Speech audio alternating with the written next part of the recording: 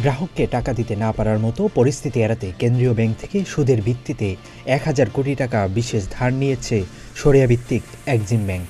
এমন তারল্য সংকটেও বড় ঋণ বিতরণ থেকে বিরত থাকছে না ব্যাংকটি। সম্প্রতি পুরনো গ্রাহক নিপা এন্টারপ্রাইজকে ৪৮০ কোটি টাকা ঋণ ছাড়ের যাবতীয় আয়োজন চূড়ান্ত করে এক্সিম ব্যাংক কর্তৃপক্ষ। এর নৈপথ্যে রয়েছে এক্সিম ব্যাংকের নবগঠিত পর্ষদের চেয়ারম্যান নজরুল ইসলাম স্বপন। বিষয়টি নজরে এলে একক গ্রাহককে এত বড় ঋণ বিতরণে নিষেধাজ্ঞা আরোপ করেছে বাংলাদেশ ব্যাংক। নাম প্রকাশে অনিচ্ছুক এক ব্যাংক কর্মকর্তা জানান, নতুন পর্ষদের চেয়ারম্যান নজরুল ইসলাম স্বপন তার দাপট জানান দেওয়ার জন্য এমডিকে নির্দেশ প্রদান করে এই ঋণ যেন দ্রুত দেওয়া হয়। এ নিয়ে খোদ ব্যাংকের ভেতরেই তুমুল বিতর্কের সৃষ্টি হয়। এরপরই বাংলাদেশ ব্যাংক পদক্ষেপ নিয়ে তা বন্ধ করে দেয়। সূত্র জানিয়েছে, এক্সিম ব্যাংকের আমানতকারীদের স্বার্থ রক্ষায় একক গ্রাহককে এত বড় ঋণ বিতরণ আটকে দিয়েছে বাংলাদেশ ব্যাংক। একই সঙ্গে নির্ধারিত সীমার বাইরে ঋণ বিতরণের মাধ্যমে ব্যাংকটি গ্রাহকের জন্য যে ঝুঁকি সৃষ্টি করেছে এ নিয়ে কারণ দর্শাতে বলা হয়েছে কর্তৃপক্ষকে।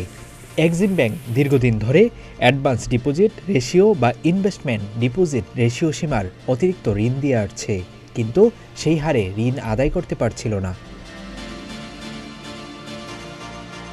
বাংলাদেশ ব্যাংকের তথ্য অনুযায়ী এক্সিম ব্যাংকের বর্তমান আইডিআর সীমা ১০২% ছাড়িয়েছে। অর্থাৎ ব্যাংকটি ১০০ টাকা আমানতের বিপরীতে ইতিমধ্যে ১০২ টাকা বিনিয়োগ করেছে। এটি নির্ধারিত সীমার চেয়ে বেশি, যাকে ব্যাংকিংয়ের পরিভাষায় আগ্রাসী বিনিয়োগ বলা হয়। ঝুঁকি বিবেচনায় সরিয়া ব্যাংক ১০০ টাকা আমানতের বিপরীতে সর্বোচ্চ ৯২ টাকা বা ৯২% ঋণ বিতরণ করতে পারে।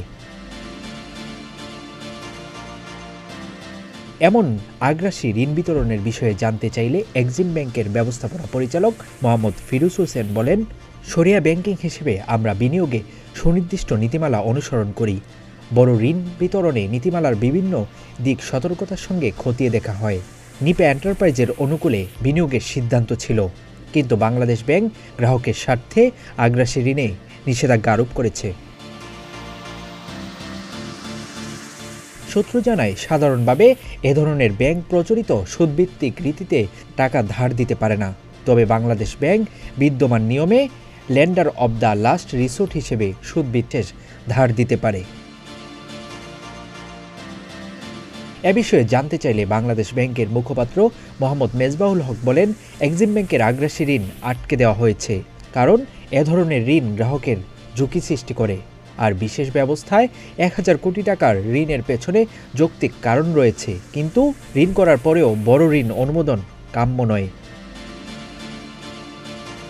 ডেস্ক রিপোর্ট, প্রতিদিনের বাংলাদেশ।